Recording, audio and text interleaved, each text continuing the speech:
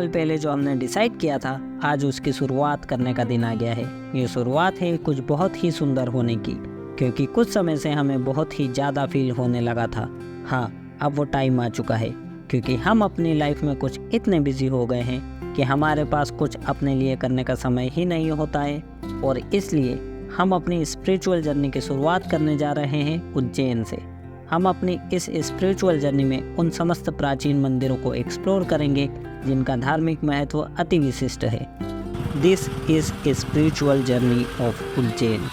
जागो रे देखो रे दुनिया ये देखो रे ना ना ना ना ना ना ना ना ना ना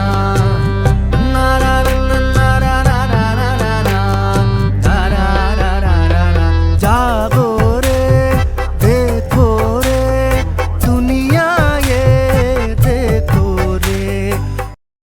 और इसलिए हम चले आते हैं अपनी जर्नी की शुरुआत करने माँ भगवती गढ़कालिका के धाम। कुछ साल पहले हमने डिसाइड करा था कि एक बार तो हमें जब भी मौका मिलेगा तब हम भी पूरा उज्जैन एक्सप्लोर करेंगे। ना जाने क्यों लोग प्रतिदिन यहाँ आते हैं, पर देखो आज 2 साल बाद हमें भी यह सौभाग्य प्राप्त हो ही गया। वैसे तो सालों से हम यहाँ आ रहे हैं। यहाँ बहती शिप्रा को हम मैया बुलाते हैं और हमें यह नाम और शिप्रा के किनारे बैठना बहुत अच्छा लगता है।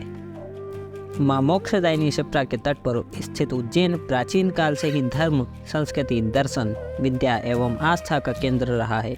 हिंदू धर्म एवं संस्कृति के अनेक राजाओं, धर्मगुरुओं एवं महंतों ने जन संयोग से इस महातीर्थ को सुंदर एवं आकर्षक मंदिरों एवं आराधना स्थलों आदि से श्रृंगारित किया है। कालजयी कवि कालिदास गढ़कालिका देवी जी के उपासक थे और यह मान्यता है कि जब से वे इस मंदिर में पूजा अर्चना करने लगे तभी से उनके प्रतिभाशाली व्यक्तित्व का निर्माण होने लगा। कालिदास रचित श्यामला दंडक महाकाली स्तोत्र एक सुंदर रचना है। यहाँ प्रत्येक वर्ष कालिदास समारोह के आयोजन के पूर्व माँ गढ़कालिका की आराधना की जाती है और ऐसा कहा जाता है कि महाकवि के मुख से सबसे पहले यही स्तोत्र प्रकट हुआ था। धर्मशास्त्रों के अनुसार गढ़कालिका माता का इतिहास बहुत प्राचीन है। इस चमत्कारिक मंदिर की प्राचीनता के विषय में कोई नहीं जानता, फिर भी माना जाता है कि इसकी स्थापना मध्य भारत काल में हुई थी, लेकिन बाद में इस मंदिर का जीर्णोद्धार सम्राट हर्षवर्धन द्वारा किए जाने का उल्लेख मिलता है। स्टेट काल में ग्वालियर के महाराजा ने मंदिर का पुनर्निर्माण कराया। वैसे तो गढ़कालिका का मंदिर शक्तिपीठ में शामिल नहीं है, किंतु उज्जैन क्षेत्र माँ हरसिद्धि शक्तिपीठ होने के कारण इस क्षेत्र का महत्व बढ़ जाता है। पुराणों में उल्लेख मिलता है कि उज्जैन में शिप्रा नदी के तट के पास स्थित भैरव पर्वत पर मां भगवती सती के कोष्ठ हीरे थे। गढ़ नामक स्थान पर होने से देवी को गढ़कालिका कहा जाता है। मंदिर परिसर में अति प्राचीन दीप स्तंभ देखने को मिलते हैं। इस दीप स्तंभ में 108 दीप विद्यमान है, जिनको नवरात्रि के दौरान रोशन किया जाता है। लिंग पुराण में कथा है कि जिस समय श्री रामचंद्र जी युद्ध में विजयी होकर अयोध्या जा रहे थे, वे रुद्र सागर तट के निकट ठहरे थे। इसी रात्रि को माँ भगवती गढ़कालिका भक्ष्य की शोध में निकली और इधर आ पहुंची और हनुमान जी को पकड़ने का प्रयास किया, परंतु हनुमान जी ने भीषण रूप धारण कर लिया। तब देवी वहां से चली गई और उसी दौरान माता का एक अंश गलित होकर गिर गया।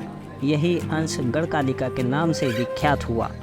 इस मंदिर में तांत्रिक क्रियाओं के लिए कई तांत्रिक मंदिर आते हैं। इन 9 दिनों में माँ गढ़कालिका अपने भक्तों को अलग अलग रूप में दर्शन देती हैं। ऐसी मान्यता है कि यहाँ से नींबू ले जाने के बाद घर के मुख्य द्वार पर लगाने से बुरी नज़र का प्रभाव नहीं पड़ता है। पिछले 2 सालों से हम सिर्फ प्लानिंग ही कर रहे थे, बट हमने जितने भी प्लान बनाए सारे कैंसिल हो गए। ना जाने क्यों हमें यह मौका ही नहीं मिल पा रहा था कि हम उज्जैन के उन समस्त मंदिरों को एक्सप्लोर कर सके। बट इस साल जब हमें मौका मिला तो हम ये मौका खोना नहीं चाहते थे। फिलहाल ये जर्नी यूं ही चलती रहेगी जब तक हम उन समस्त प्राचीन मंदिरों को एक्सप्लोर नहीं कर लेते जिनका धार्मिक महत्व अति विशिष्ट है। दोस्तों, एक रिक्वेस्ट रहेगी, हम पूरी कोशिश करेंगे कि हम अपने वीडियोस को अच्छा से अच्छा बनाकर आप लोगों तक पहुंचा सके। यदि आपको हमारे वीडियोस अच्छे लगे तो प्लीज़ एक कमेंट ड्रॉप करके जाइएगा। आपका एक कमेंट हमें मोटिवेट करेगा कि हम आगे के और वीडियोस को अच्छे से अच्छा बना सकें। जय श्री शंभू, जय महाकाल। दिखती ये दुनिया है।